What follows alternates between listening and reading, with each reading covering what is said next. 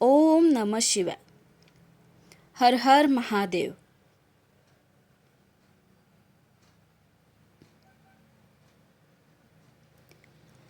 महाशिवरात्रीच्या पावन पर्वावर महादेवांची कृपा संपादन करण्यासाठी कुंदकेश्वर महादेव यांचा हा मंत्र अत्यंत प्रभावी मानला जातो. रविवारी 15 फेब्रुवारी रोजी येणाऱ्या महाशिवरात्रीच्या पार्श्वभूमीवर आजपासून सुरू होणारा हा 7 दिवसांचा विधी तुमच्या आयुष्यात सकारात्मक बदल घडवून आणू शकतो. कसं ते पाहूया. यंदाची महाशिवरात्री खास 2 दुर्मिळ योग एकत्र. इच्छापूर्तीसाठी करा हे छोटेसे काम. महाशिवरात्री म्हणजे भगवान शंकराचा उपासनेचा सर्वात मोठा उत्सव. यंदा रविवारी 15 फेब्रुवारी 2026 रोजी महाशिवरात्री साजरी होत आहे. या शुभ दिवसाचे फळ मिळवण्यासाठी केवळ त्या दिवशी पूजा करून चालत नाही, तर त्याआधी आपली मानसिक आणि आध्यात्मिक तयारी असणे आवश्यक असते. म्हणूनच आजपासून सुरू होणाऱ्या कुंदकेश्वर महादेवांचा हा 7 दिवसांचा प्रयोग तुमच्यासाठी वरदान ठरू शकतो.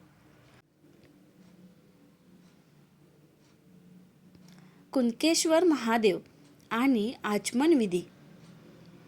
भगवान शंकराचे कुंदकेश्वर रूप हे संकटाचे निवारण करणारे आणि मानसिक शांती देणारे मानले जाते. जर तुमच्या मनात अनामिक भीती असेल, सतत नैराश्य येत असेल किंवा कामात अडचणी येत असतील, तर हा विधी नक्की करा. विधी कसा करावा ते पुढे पाहणार आहोत. 1. वेळ. हा विधी सूर्योदयानंतर सकाळी लवकर करावा.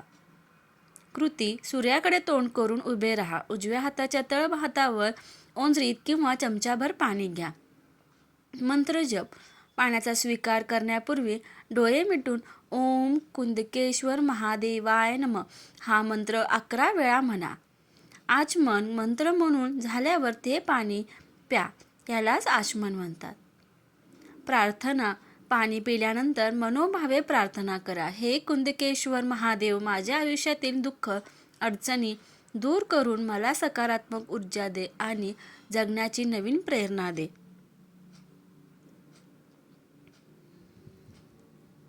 या मंत्राचा प्रभाव काय होतो ते पाहूया.